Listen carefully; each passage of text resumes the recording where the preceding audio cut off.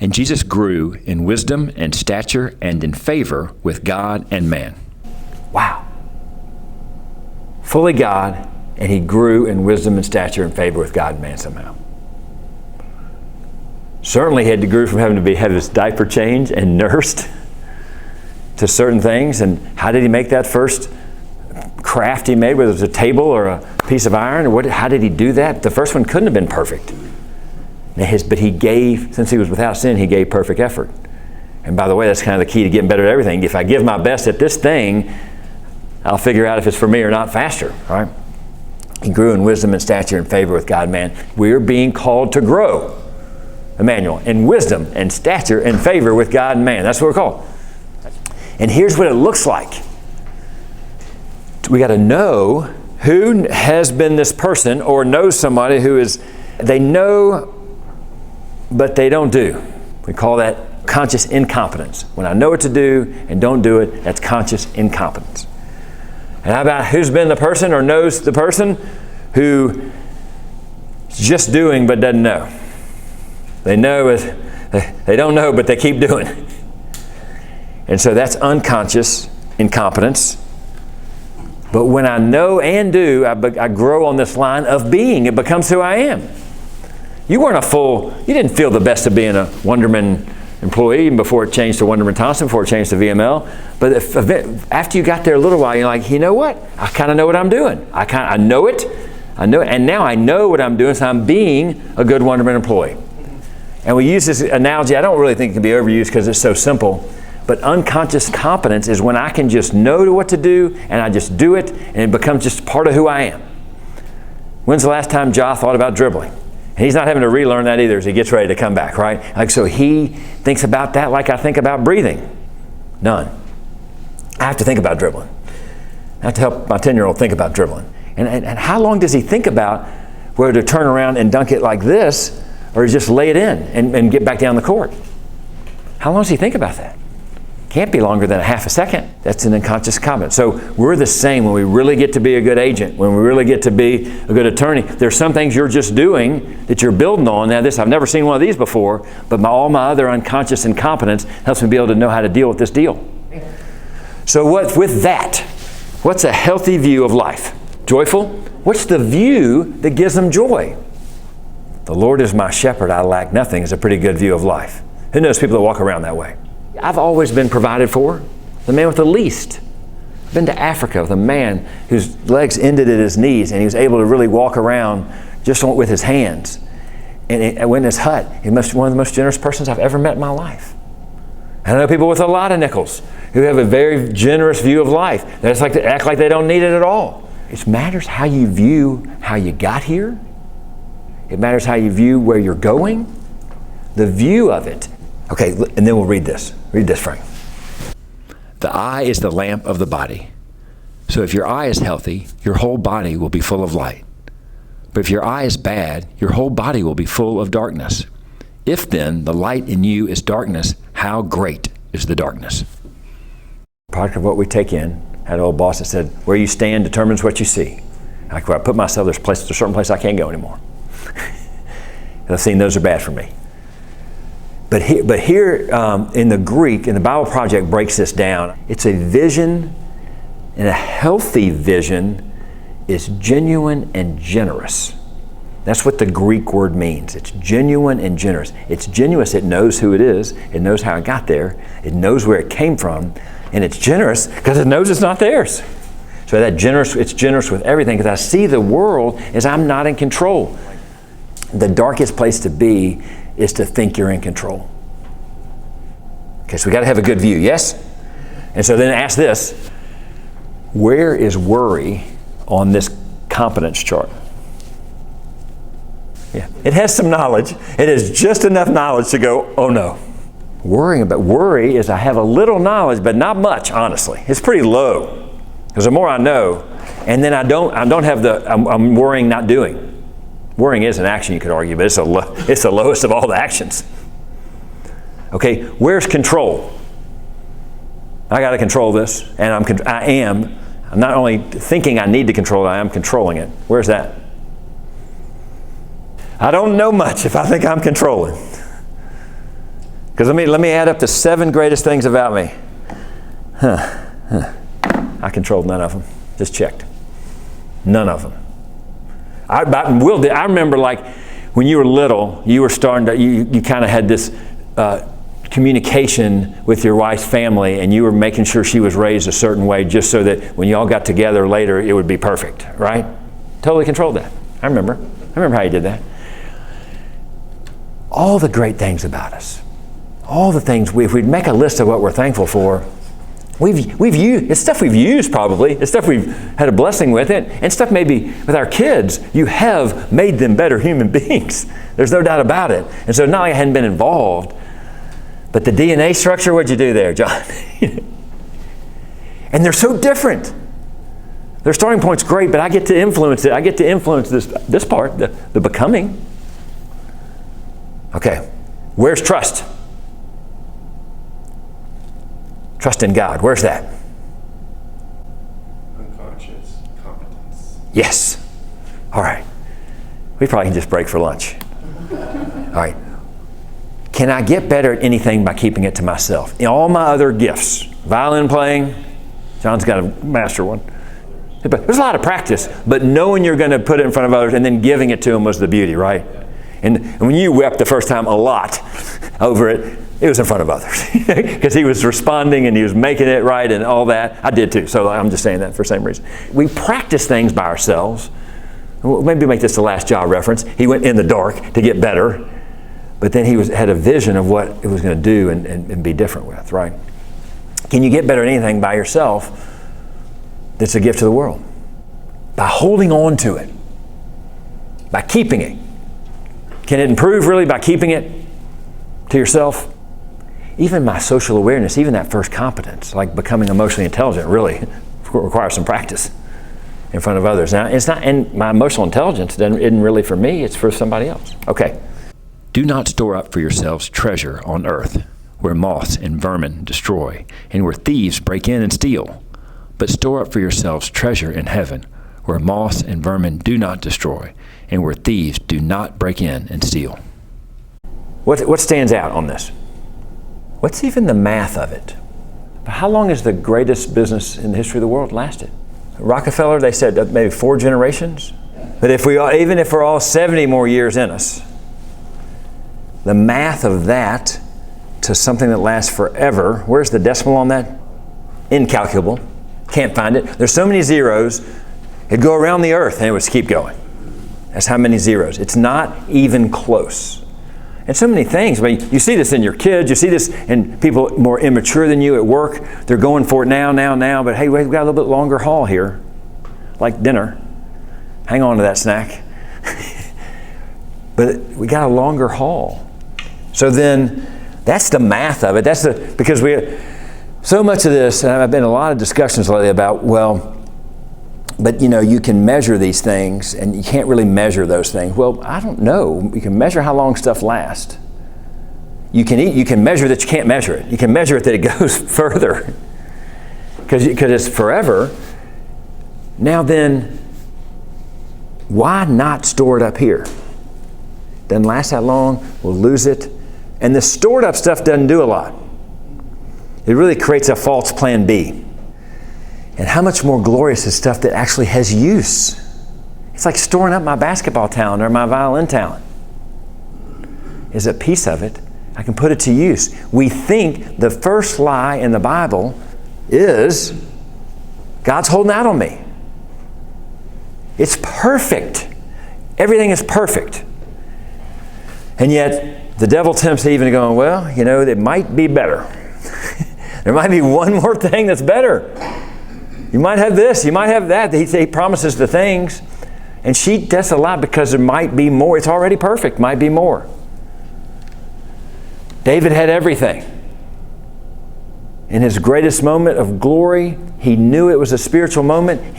Everybody else in the battlefield, the whole rest of the army was thinking, this is a physical battle. This is a temporary earthly battle. He walks up and said, that guy's defaming the name of our God. What are we going to do about it? He sees the spirituality of the moment immediately. And he's okay to put all his gifts to it. And they try to give him some extra gifts, like take this heavy armor. It's like, can't do that. I have some gifts I've used before. Rocks killed a really fast lion and a really strong bear. I think that'll work. I've actually been shown this is possible, but I know we can't sit here and protect ourselves. Because we protect ourselves from the Philistine, and to protect ourselves, we're going to die. So storing that up, so let's put what we've got to use. It's a spiritual battle, let's go. But then David later. So maybe when kings are supposed to be away, conquering kingdoms, he's looking around saying, maybe there's a little more for me. Maybe there's a little more. That's the mistake we make. Maybe there's more. I've got a plan B strategy. The whole glory of God is that he's got it. And in those mistakes, even in our mistakes, he's got it. He knew exactly the day Jesus was come to earth, plan B. We don't need another plan B. Not in our wealth management, not in our career planning, not in our strategy for friends and power. We don't need it. He's got it. What we need to do, somebody said, what about the parable of talents in this? It doesn't say like to make good use of money. I think it probably does. But he doesn't say, I think he maybe talking about economic gain to somewhat there, but we know it's worthless if we don't put it to use for the kingdom. John 15, without me you can do nothing. So everything I'm doing that's not moving toward Christ is worthless. Or not with him and in him and for him. It's worthless. No, wait a minute. FedEx come up a lot. Sorry. Is it a stated kingdom-based organization like some organizations are? It's not. Who's left there feeling better? And it's not a kingdom-based organization. It's a bunch of Christians who run it, but it's not a kingdom-based organization. It is, but people are smiling there like crazy. Who is working, though, with people, and Matthew gave us the clue that earlier, that are harassed and helpless like a sheep without a shepherd? Who knows somebody who's under stress? When I know I'm not under stress, can I help somebody else not be under stress? When I receive patience, can I be patient? Can I move this strategy, even though I've got to finish this document? I've agreed to finish this document, but can I do that in a way that shines light? There's just as much work, says Keller, just as much glorious work in milking the cow and doing it for your family. So you got to decide, it's like, am I milking it and bringing it home, or do I have enough, and am I putting everything toward, even the way I turn in the milk, though, I can bless the person I do it with. And if the more I'm self-directed, the more I have a chance to put everything toward it. And the more I'm sitting in a meeting where I influence strategy and purpose, whether I'm not the main guy, I can shine light on that. What if we do it this way? What if we cause more flourishing? We'll keep going, okay? For this. For where your treasure is, there your heart will be also. Now, there are people who have nice cars and people who have bad cars who you can tell they don't treasure them. The point is, if I got to have it, I got to have it, I got to have it. And why do I have it? And have I purposed it toward the kingdom, whatever it is? I can put a big house toward the kingdom, but not backing into it. I want a big house, so I'm saying it's about the kingdom. It's different to say, this is designing and putting every resource toward the treasure, every resource toward long term, every resource I direct, I'm putting toward long term. The reason we tithe is just to remind us that the rest of it's his. It's all his. I don't have anything that's not his. This right to stand here is not mine. So read this one more time, Will. The eye is the lamp of the body. So if your eye is healthy, your whole body will be full of light. But if your eye is bad, your whole body will be full of darkness.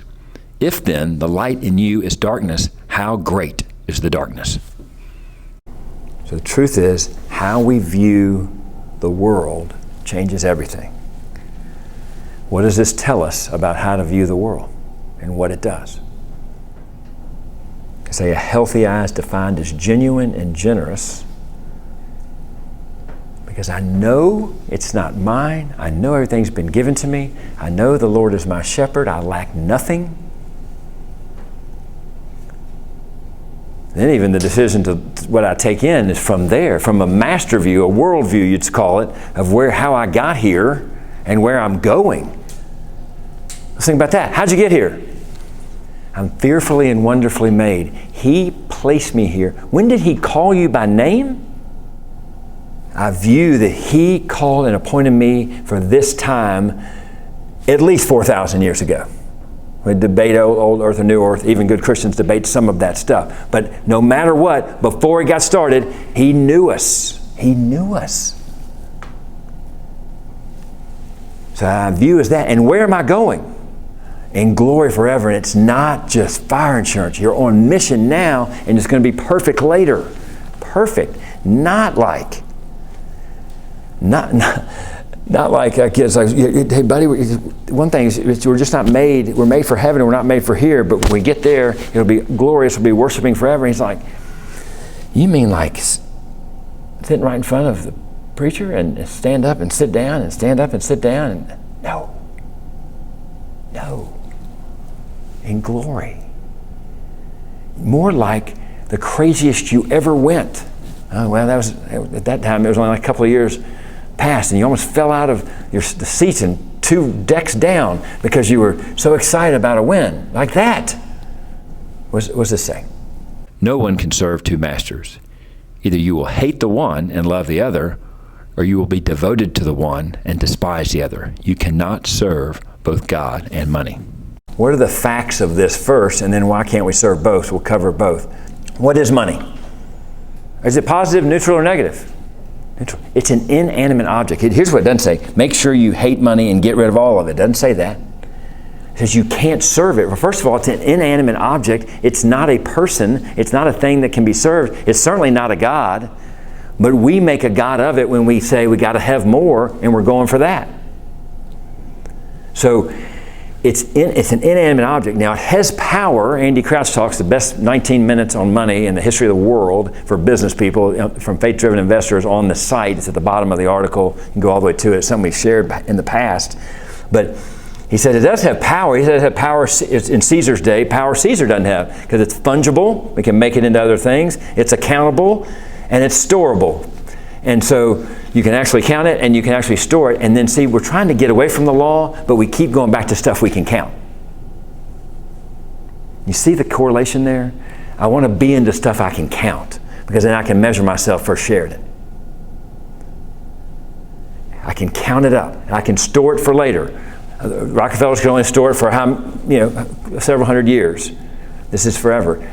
It's only for so long. So it's inanimate. So why can't I serve the two? Why can't I serve both?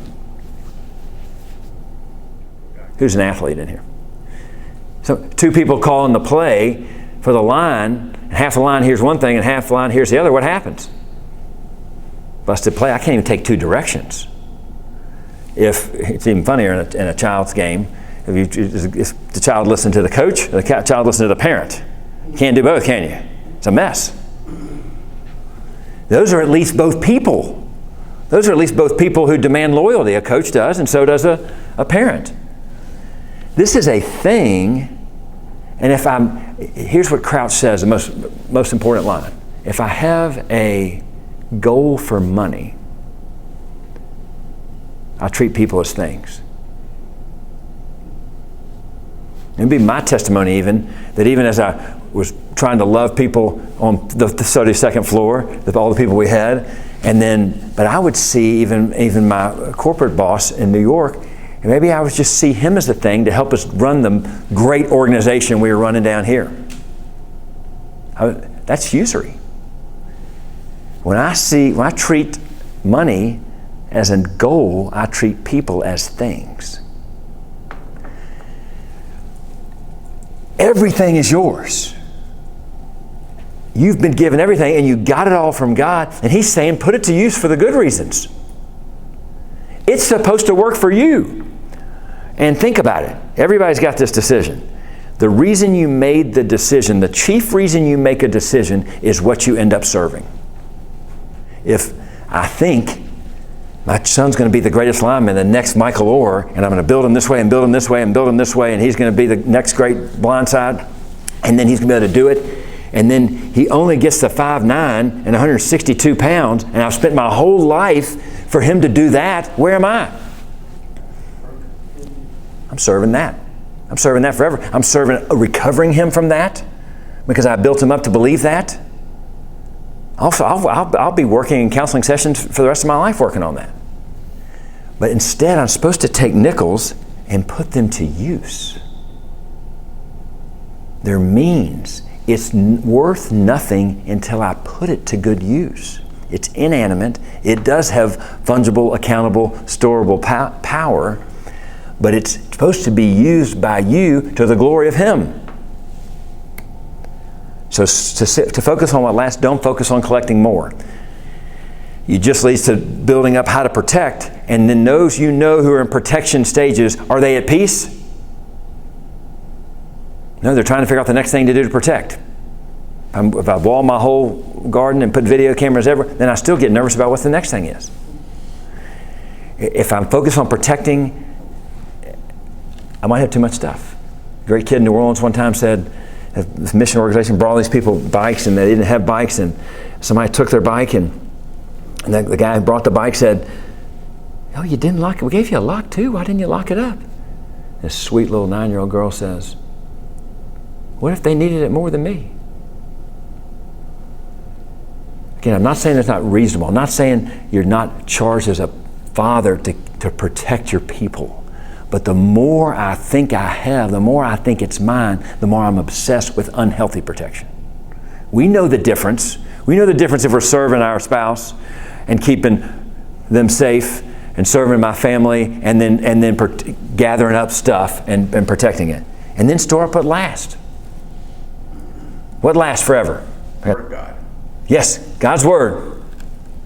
God and the souls of men. Every single person you see and talk and work with today is a soul. And by the way, if I were to see Frank's future glory walking down the street, I'd be tempted to worship it. And that would be a lot better than worshiping other things, because He's going to be so glorious. But yet we're going to be there with Jesus. And so that'll keep me from worshiping Frank. And all our relationships are going to be perfect. And it's all going to be pulled together. So it's going to be glorious. Let's get more souls there. Who do you want to get there? And anybody I'm not being genuine or generous. Because anybody I don't want to see be there, that's not genuine, because I didn't do anything to deserve to be there. Or I think I'm holding on to this. I'm in some club that I control. No.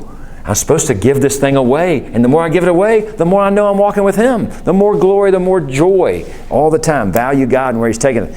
And serve what lasts. It's impossible to serve money. And it's impossible to do this if you don't fully receive. If you don't fully receive grace. If you don't fully receive forgiveness. If you don't fully receive your gifts. You're gifted beautifully and wonderfully. You're fearfully and wonderfully made. You have all this to offer the world. So take it and be generous. It's all from Him. It's all through Him. Everything you have, everything is from Him. The power to do anything, He gives you the breath in your lung, is through Him. And the reason to do anything is for the meeting you're dreading, for Him. The meeting you're excited about, for Him. It's all for Him. What's the glory of this moment? To not be anxious, maybe. Close us out on this bow. Rejoice always. Pray continually. Give thanks in all circumstances, for this is God's will for you in Christ Jesus. That's my view. It's impossible to worry and be anxious and be grateful at the same time. It's not possible. Now, some of us go back and forth in 1 second. But you know when you're not worrying, if you rejoice and being glad and being grateful for what you have, and so then I forget for a minute, Lord, help me. That's the pray continually part. I just keep asking Him to help me. I'll get up and say the Lord's Psalm before I get out of bed, if that's what it takes. The Lord is my shepherd, I lack nothing. He's going to guide me on His path for His name's sake. Well, that verse 3 is really a whopper. It's not, He's guiding me. With my mistakes. I made a bunch of them yesterday. With my mistakes, with my best efforts ever, He's putting on His path for His name's sake. For that's God's will in Christ Jesus, to put it all toward one thing.